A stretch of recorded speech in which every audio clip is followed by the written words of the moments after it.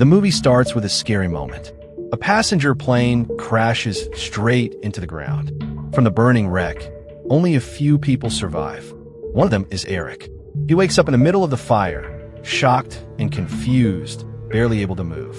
At the same time, Dr. Claire Summers, a therapist, gets an urgent call from a hospital. When she reaches there, her coworker Perry tells her that the plane's survivors need counseling. He also points out Eric, saying it's strange how calm and cheerful Eric looks after the crash. Claire meets Eric and asks him to join a group therapy session with the others. Eric refuses but agrees to talk to her alone later.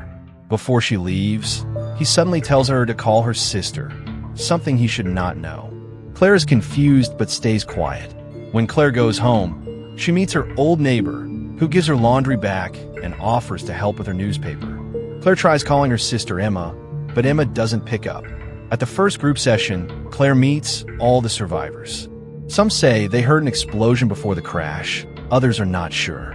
While Claire is talking, she notices a strange man watching them through a window, but he disappears before she reaches him. Wanting answers, Claire visits Archon, the airport crash investigator. She asks about the explosion, but Archon says it's not true and blames the crash on human error. He tells her not to take everything the survivors say too seriously. Later, Claire visits Eric again. He surprises her by giving her the exact coffee she likes, even though she never told him her preference. When she tries asking him about the crash, he avoids the topic and instead flirts with her.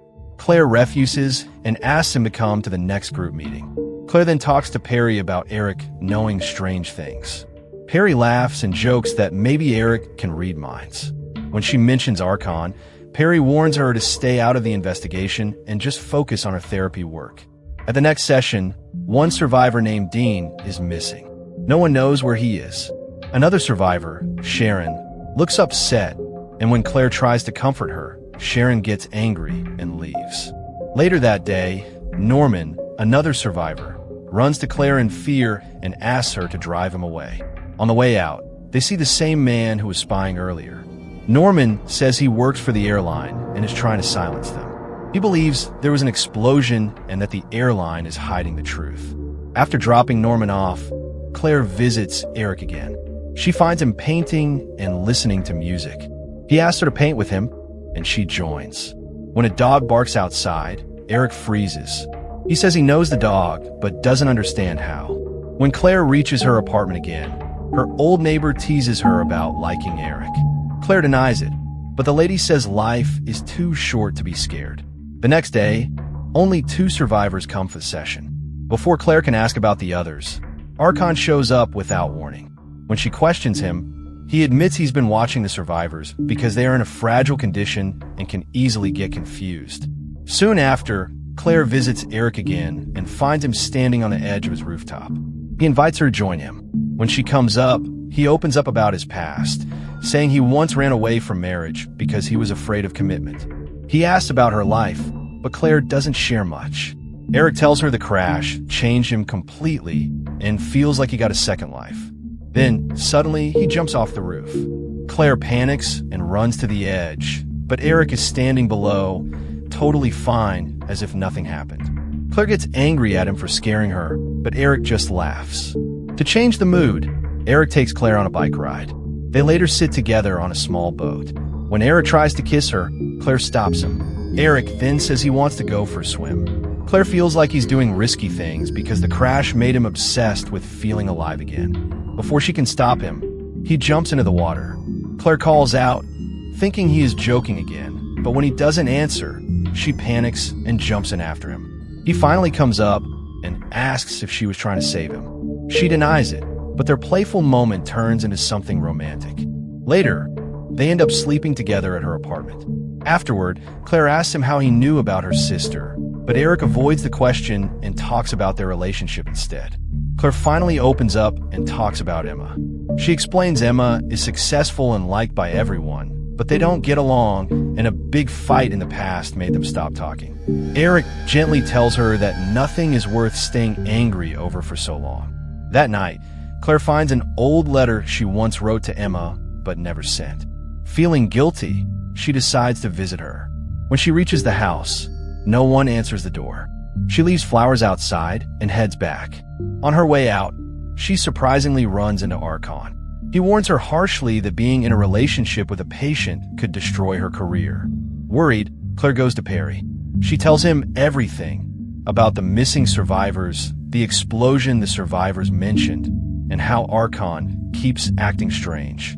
Perry tries to calm her down, saying the survivors probably just skipped the sessions and she is stressing too much. When he asks about Eric, Claire quietly hints that they are involved. Still uneasy, Claire decides to check on Norman. His apartment is empty and it feels off. Outside, she sees the same strange man who keeps appearing around the survivors. She tries to run, but he asks for help. He looks scared and confused. Claire first thinks he must have seen the crash, but then he tells her he was actually on the plane, and he also heard an explosion. He says he wanted to talk to Norman about it, but Norman didn't listen. Meanwhile, Eric goes to the crash site by himself. He walks into the burned wreckage and is suddenly overwhelmed with painful memories of the crash. When he leaves the debris, an older man approaches him, but Eric refuses to talk, so the man walks away.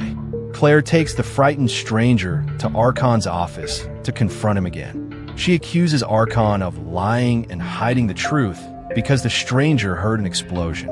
Archon shuts her down once again, but before he leaves, the stranger says he recognizes Archon, though he can't explain how.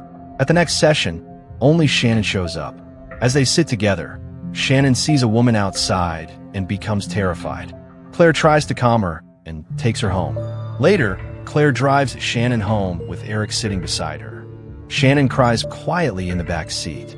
Claire asks about her family, and Shannon explains her parents died in an accident. She says she was angry at them for leaving her alone, but she is trying to forgive them. That night, Claire and Eric stay at her apartment. In the middle of the night, Eric hears a dog barking outside. He suddenly panics and says it's his dog, the same dog that died years ago. He starts saying he must also be dead, that he never survived the plane crash. Claire tries to calm him, saying it must be the neighbor's dog, but Eric refuses to believe her. Feeling terrified, he runs out. Claire chases him and finds him standing on train tracks. A train rushes past, but nothing happens to him. He doesn't get hurt at all. Confused and scared, he tells Claire to stay away from him. When Claire returns home, her apartment door is open and Shannon is gone.